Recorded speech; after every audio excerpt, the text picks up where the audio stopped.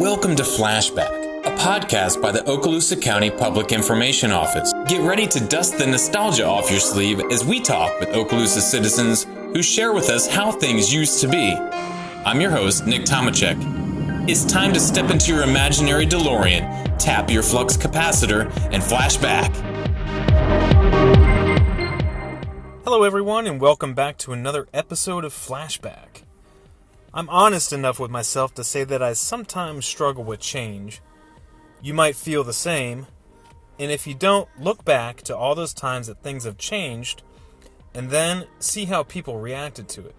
Like when Coke tried a new recipe. In blind taste tests, which pop drink did more people prefer? The new taste of Coke or Pepsi? Pepsi! Wrong. I love trick questions. Coke. The new taste of Coke. It's true. You heard it here first. Catch the wave. Or when McDonald's tried out the McDLT. You remember that one? I'm talking quarter pound of beef on the hot side. And the hot stays hot. The new McDLT. Hot, hot. Oh, and speaking of the fast food giant, I am a hard, fast fan of the McRib. Yes, that delicious, tangy sauce covering the rib-shaped meat and the pickles and onions. Such a savory treat. Hey, McDonald's, can you make that saucy goodness year-round? And heck, what happened when the United States declared its independence? Yep, we went to war with the colonial powerhouse, the British. And I'm sure you can think of some controversial changes in Northwest Florida that have happened over the years that you might disagree with. I won't list any specifics for fear of people's virtual torches and pitchforks on social media, but around here it's usually a road or a bridge or a new building that causes a stir. But I get it though, things that don't change can be comforting. One of those comforts here in Northwest Florida is Goofy Golf on Eglin Parkway. It's the kind of place that tries hard not to change, and from the looks of the families enjoying that place at night and on the weekends, it's working. That place cranks. And it's the subject of this week's episode of Flashback. First, we need to take you on a historic step back to find out where our obsession with putt-putt or mini-golf or whatever you want to call it comes from. And according to the website FloridaHistoricGolfTrail.com, miniature golf developed in several different locations during the early 20th century, but the pioneering course is believed to be Thistle Dew, which was built in 1916 on the estate of a guy by the name of James Barber in Pinehurst, North Carolina.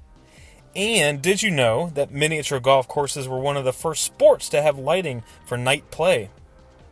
The creation of artificial turf, too, liberated the game from natural grass and maintenance issues and made the game commercially viable. So by the time it was the mid-1920s, there was an estimated 150 mini golf courses located just on New York City rooftops, which I thought was interesting. The game was intended for children, but quickly caught on with adults. Our poor kiddos can't keep anything for themselves anymore, can they? And then the Great Depression came, and it did what depressions do and caused a decline in the new golf amusement. But after World War II, mini golf experienced a revival, and during the 1950s, mini golf was marketed as a family activity. Which brings us back to Goofy Golf, which in fact was built in 1958 by a man named James Hayes.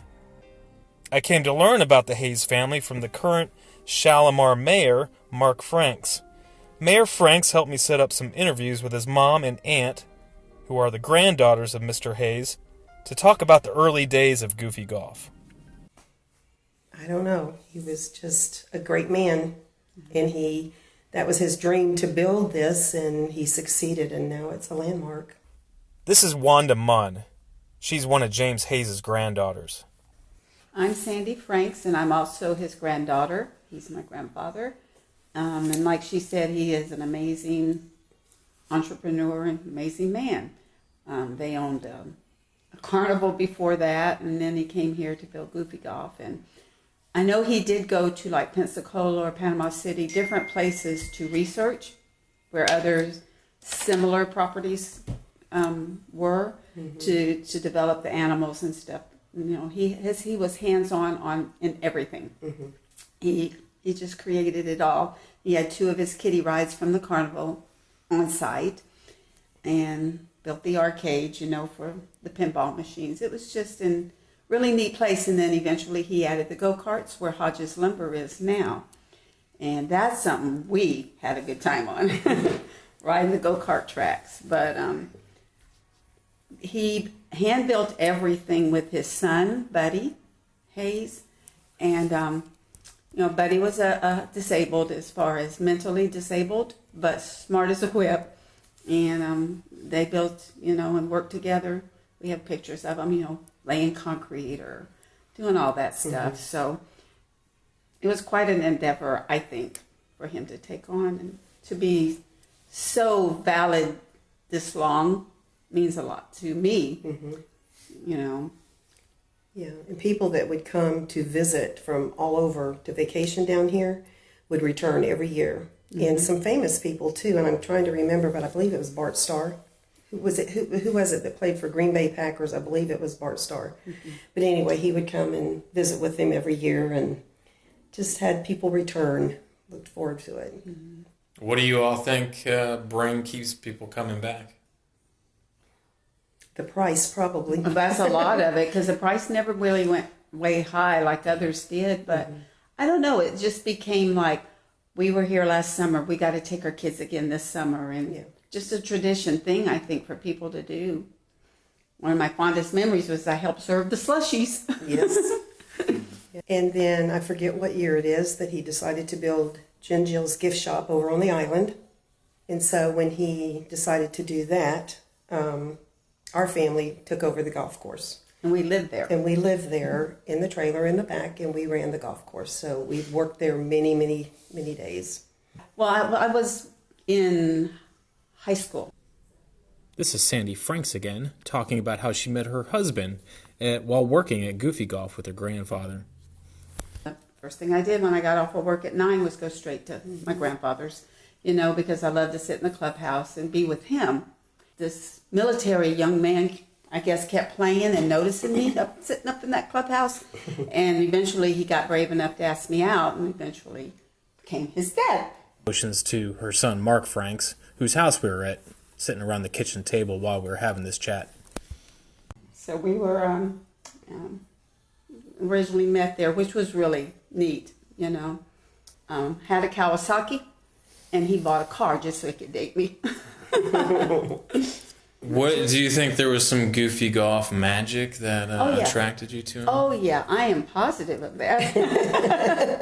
It was originally just the course number 1, and later on they added course number 2, and later on they added the go-karts, and it was just a progression. And I don't know the time frame between them. They had the big hibiscus plants, and it was just really pretty, And they always played this same song every night as we closed, and I can't tell you what it is, but I have the record. My mom kept it, and it's that same goodnight song, every night. Can you hum it for me? No, I can't. No.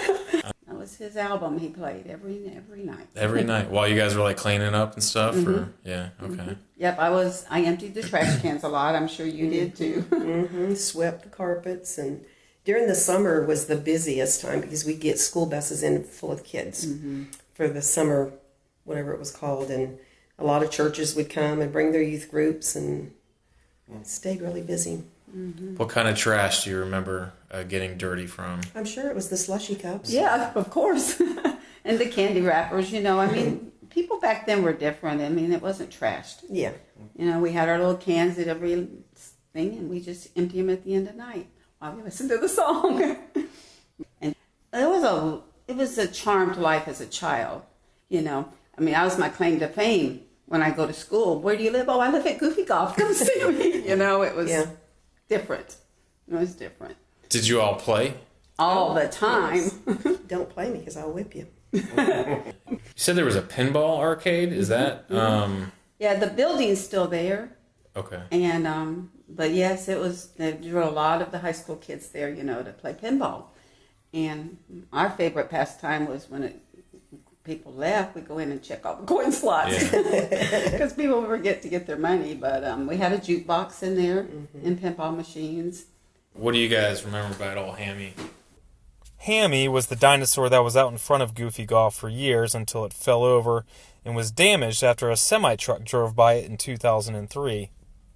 Jay Odom, a local developer and Choctaw graduate, had it replaced with another one just in time for the 50th anniversary of the place in 2008. And when I lived there, I would dream all the time that he would chase me around the golf course. He would come alive and chase me. Yep. Yeah. But I don't know. He was just, I don't know. Just hammy. Just hammy. And it was great to talk with Wanda and Sandy about the early days of Goofy Golf. But I felt like I needed to talk with the current owner as well to find out how Goofy Golf had remained so constant even today. So my name is Chris. Last name is Clements. Born and raised here in Fort Walton Beach. I've been to Goofy Golf. I've got videos of me going there when I was 3. So I've been there, pretty much my whole life as well as most people that have been around here. This is Chris Clements. He bought Goofy Golf from Bob Fleskes in 2011. It's listed on the county property appraiser website as Goofy Golf Corp. I reached him as he was driving to an appointment. I started working with my dad at Hodges Brothers Lumber, which is next door, back in the day when I was 12. And every Saturday, it's a half a day for my dad, I would go next door and go play Goofy Golf until it's time to go home. Well, that's when the owner came to me and asked me and says, "Hey, do you want to mow the lawn on Saturdays?" I said, "Sure, I might as well make money." So I started mowing the lawn on Saturdays. After that, about a year later, he goes, "Do you want to work on Saturdays?" Long story short, I'm still there. I'm still the owner now as it is. So I kind of worked up into, I guess, the ladder system, if you want to call it. And I love it. Been part of it for a while.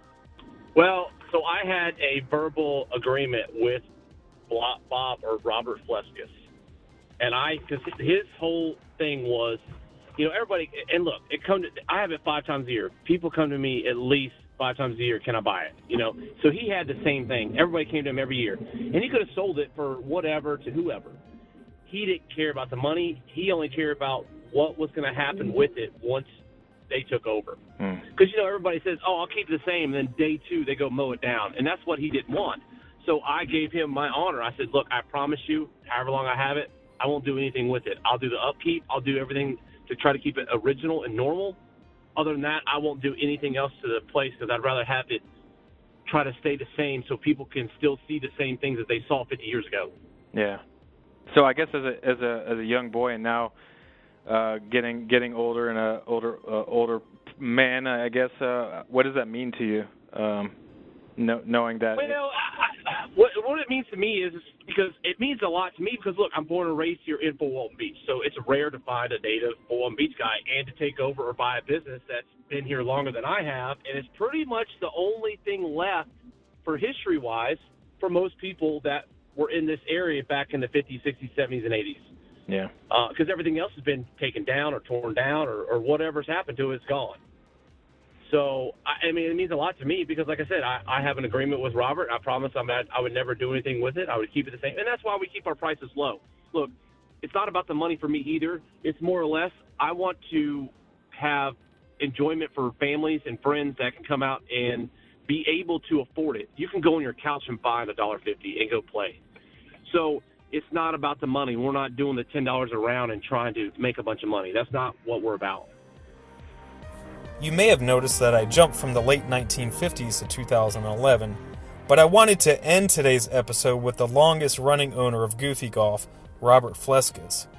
He's the son-in-law who bought Goofy Golf from Jimmy Hayes in the 1970s. He's 87 years old, and he lives with his daughter in Niceville. He owned Goofy Golf for over 40 years. My father-in-law built it, and I told him that if he ever sold it, I'd like to have a chance to be the first one. Kept the price the same where families could afford to do it, and it's still operating today. Yeah, it is. I tried to keep it that way and keep the price right. That was the main thing. A place for people to come to. And to this day, people from here and all around have played Goofy Golf. Can you talk about some of your favorite animals or features at Goofy Golf? All of them. Yeah, the dinosaur, that was one. What do you remember about the day that old Well, Hammy... that was on a Sunday, Yeah. and there was an 18-wheeler, on the highway goes by, and I heard this thug, and I looked up, and I said, a dinosaur fell. It was just a vibration, I guess. So the 18-wheeler didn't actually make direct contact? No, okay. no. Okay. You're just going by on the highway. What were you thinking? Oh, it was just driving by? Yeah. What were you thinking when you saw the dinosaur on the ground? I said, oh my God, I got to replace that thing. Because that was a main thing. There was a bunch of well-beings, come on that day that we put up the dinosaur. Yeah. Jay Odom was very, very helpful. And his mother was there, all of them. I think, I guess Jay Odom had played goofy golf. Oh, yeah. Yeah. It seems like everybody's played goofy I golf. know. Birmingham, Atlanta, you know what I mean? They come to town and they play there. Did you ever play? About 5 times. 5 times in 43 years? Yeah. I guess you were working all the time, right? Oh, yeah. I did most of the painting, and I mowed the grass. And to me, that was keeping this thing up was the biggest thing for people to come. Was your goofy golf the first goofy golf in Northwest Florida? No. Okay. There was Panama City. Okay. Yeah. 4 or 5 more. Across the country. Yeah. I know that there was a lawsuit involved with the name Goofy Golf. This is Selena Rogers, Bob's daughter, who he lives with at their home in Niceville. Selena's mother was Betty Ann Hayes, the daughter of Jimmy Hayes, who built Goofy Golf in the late 1950s. Between yours and the one in Panama City. Yeah. Oh, really? Yes. Yeah. And I think it was begun by the person in Panama City, but they were both allowed to keep the names, Yeah. right? Well, is there anything else that you want to say about Goofy Golf? I've spoken with all the owners now. You are the longest running owner of Goofy Golf in Fort Walton. What would you like people to remember about Goofy Golf, about your time there, or anything else that I forgot to ask you? I always remember everything about it. They always come back. And I said, I've asked a lot of people, why do you come back? And they said, because the place is kept up so good. Nice. You're always working. It seems like everything in this world changes all the time. Yeah. But Goofy Golf hasn't. Uh-uh. I think that's pretty neat. Yeah, I do too. Yeah. That's why I say if you lived in Atlanta and you came to Goofy Golf and like it, and the next year and the next year, I'm trying to see what the billboards say behind it. I talked for a while with Bob and Selena about their family history, and eventually a scrapbook was cracked open, and I got to see Bob as a young man when he was in the Air Force. Before Bob bought Goofy Golf from his father-in-law, he was a bowling alley owner in Mississippi. Before that, he represented the United States as the Air Force's main man when it came to bowling. A perfect 300 game was common for Bob, and he was eventually sent to Europe, where he introduced the sport as something brand new to the folks living in England.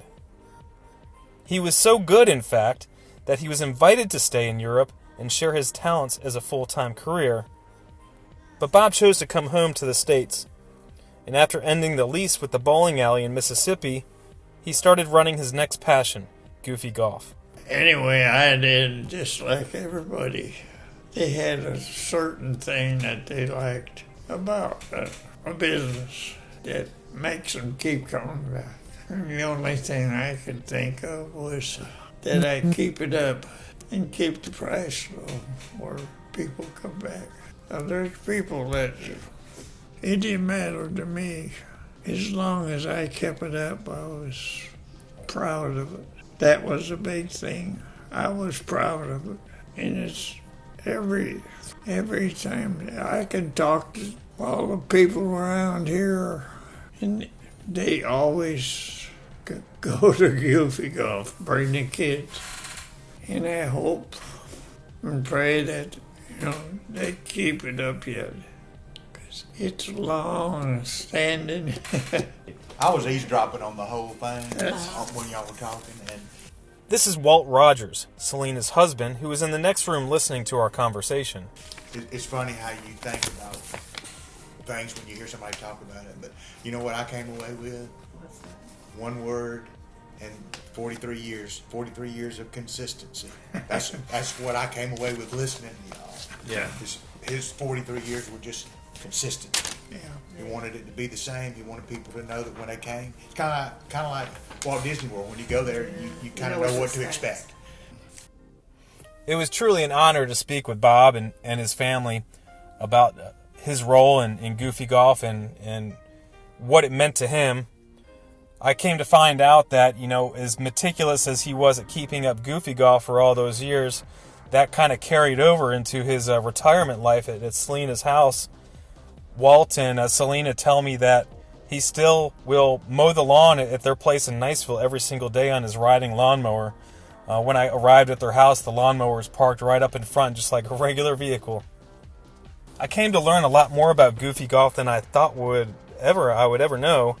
Regardless of the lawsuit that Selena mentioned about the name Goofy Golf, it seems that people that I talk with for this episode and from folks who I work with, that Goofy Golf was kind of a generic term for mini golf, with lots of fun characters and obstacles to maneuver your ball around. And from what I can find, Goofy Golf is a regional term, and maybe just specific to Northwest Florida. Most of the long-timers here in Okaloosa County call all mini golf Goofy Golf. And folks who grew up outside of Florida, like me, born and raised in Kentucky, call it putt-putt or mini golf. In fact, the only reference I can find to Goofy Golf outside of the miniature golf places in Northwest Florida are a handful of YouTubers showing off a board game by the Parker Brothers called Goofy Golf that came out in 1994. It mimics the board game some of you may know as Mousetrap, and has tiny little obstacles on a board where you can drop a marble-sized ball down. So as common as the term Goofy Golf appears to be, our Goofy Golf, the one here in Okaloosa County, has been a constant in our lives for generations, a landmark to guide us home, or as we're heading to the beach on vacation. It's an unchanging venue of fun that's overflowing with memories. And for everything else in the world that has to change, for Goofy Golf in Fort Walton Beach not to, that's pretty uncommon and original to me. So hey, Okaloosa County and the rest of the world, go play yourself a round of Goofy Golf, wherever you decide to do it. But we hope you decide to do it in Okaloosa County. This episode of Flashback was written and researched by me, produced by April Sarver, our Public Information Officer. Music is by Jason Shaw on Audionautics.com. Special thanks to Wanda Munn, Sandy Franks, Mark Franks, Bob Fleskes, Selena Fleskes Rogers and her husband Walt Rogers, Chris Clements, and the late James Jimmy Hayes. Thanks also to the staff at the Okaloosa County Administration Building, Roland Sims, Kimberly San Benedetto, and Judy Lorenz for their team building exercises on this subject. Thanks for joining me. I'll see you around town.